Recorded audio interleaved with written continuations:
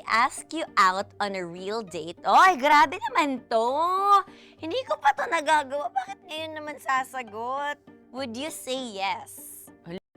Ako, yes. Without any doubt? Ay, hello, may kipag-date ka sa akin. Saan tayo punta? Kakain ng masarap na pagkain. Michelin star. Kamusta ka na? 2025 pa kita nakita. 2050 na. Hala, grabe naman. Sobrang tanda ko naman ano. Well, I enjoy talking to Kim. Okay naman yung personality niya, bubbly naman. So parang wala namang problema sa akin. Yeah. Deal breaker ba para sa'yo kung magko-computer lang ako araw-araw, buong buhay ko? Sobra naman yung buong buhay. Yun yung pangarap ko eh. Grabe na yung buong buhay. Di ka nakakain, di ka na maliligo, di ka na Habang naglalaro.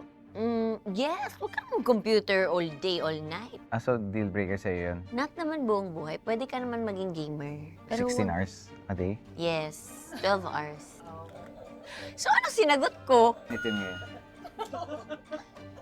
Kung ano naman yung magpapasaya sa isang tao, parang okay, pero wag mo ko kalimutan na nandito pa rin ako. So, sabi niya naman 12 hours day, di 16 ba? hours sabi ko.